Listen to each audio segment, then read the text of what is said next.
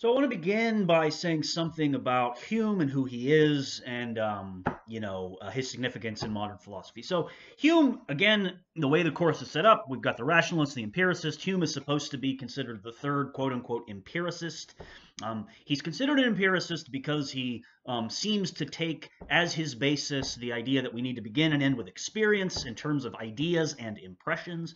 So again, Hume is an empiricist, but Hume is in some ways more known for his skepticism regarding many, many different philosophical concepts and ideas. Um, he's kind of looked at as like kind of an attack dog, so to speak, about almost every sort of argument in modern philosophy that preceded him. And so, similar to Berkeley, it's a little bit of a misnomer to call him an empiricist. It seems as though Locke is the most thoroughgoing empiricist out of the three, but yet they're all empiricists in the sense that they are skeptical of metaphysics. They're skeptical of doing metaphysics and making metaphysical claims. And in the sense that they don't want to make any kind of claims that go beyond experience, they are empiricists. But they're all in their own ways not simply empiricists. Berkeley is more known for his idealism, and Hume is more known for his skepticism. And indeed, Hume's significance is crucial because the guy we read, not next week, we do another week on Hume, but the week after that, we read Kant for 2 weeks. And Kant is known for having said that David Hume is the philosopher who awoke him from his dogmatic slumbers. And so Hume is the philosopher who awakens Kant to write his critical philosophy that we will encounter in a couple of weeks. So Hume's significance can't be understated in terms of the history of modern philosophy. So that's just a little bit of context. So what is today's reading about? Today's reading is about we're largely looking at Hume's attack on causation. He attacks the principle or reasoning based on cause and effect. This is one of Hume's most famous arguments, and it's one of the things that he's still known for in terms of attacking or arguing that there is or there are no such things as causes and effects out there in the world happening independent of us. So that's going to be largely what I focus on in this lecture / explanation of Hume. The text is an inquiry concerning. Is it an inquiry concerning human understanding?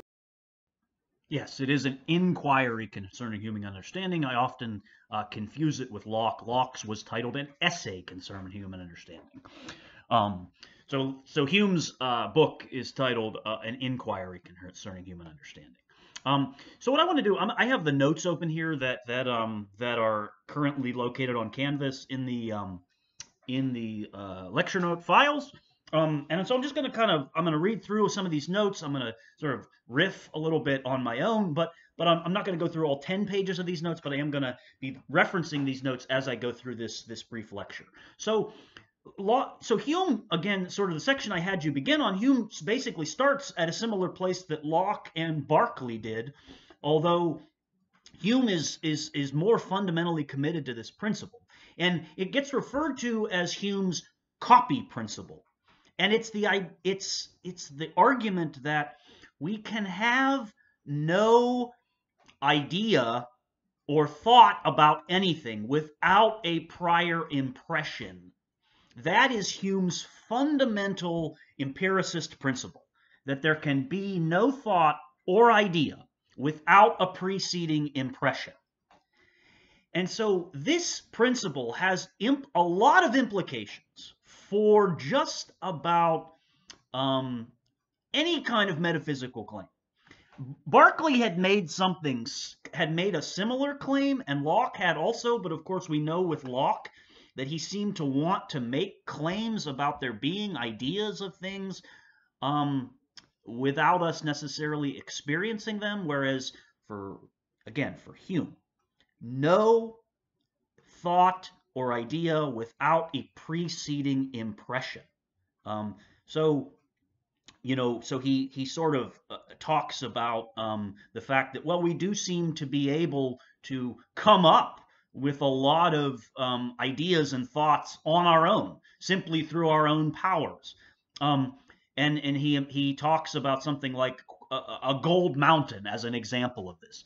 But yet, all he's saying here is, look, all we're doing is combining previous impressions that we already have. And he thinks if we really look closely, we will find that any idea or thought that we have is a combination of some prior thought or idea that we've had, or some thought or idea that we've already experienced as a result of a prior impression. So what this has a lot of implications for a lot of classic philosophical questions, especially regarding claims about substance and claims about God, which were two of the rationalists' favorite things to make claims about.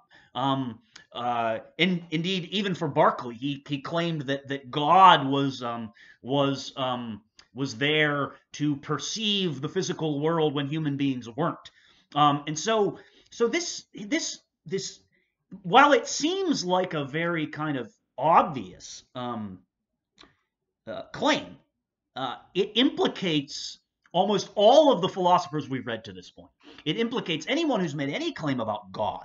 And it also implicates anyone who's made any claims about substance. It will also implicate anyone who's made any claims about what the self is. So Hume goes on to say, and this is a quote that I have highlighted at the bottom of page 1 of the notes. When we entertain, therefore, any suspicion that a philosophical term is employed, we need but inquire what impression that supposed idea derived.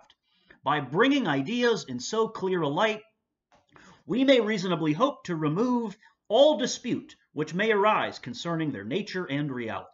So, quite simply, if we don't have an impression of God, or something in experience that has given us an impression, then we cannot claim to have an idea of God.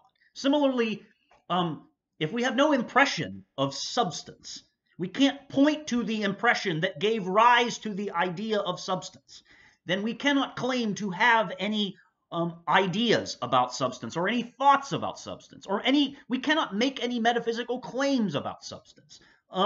So this copy principle is so fundamental because it seemingly makes it almost impossible to make any kind of metaphysical claims, and it's crucial to Hume's skepticism. It allows, I think, it's not simply a negative thesis. It is a negative thesis. It does allow us to stop making a lot of metaphysical claims, but it also allows philosophy to be on proper footing. It tells us what is within the scope of philosophical inquiry. And so it kind of gives us a demarcation, so to speak, about what philosophers ought to be considering and what they shouldn't. So in that sense, it's helpful. It's a negative thesis, but at the same time, in functioning as a negative thesis, it tells us what we can talk about, not only what we can't talk about. So that's the copy principle.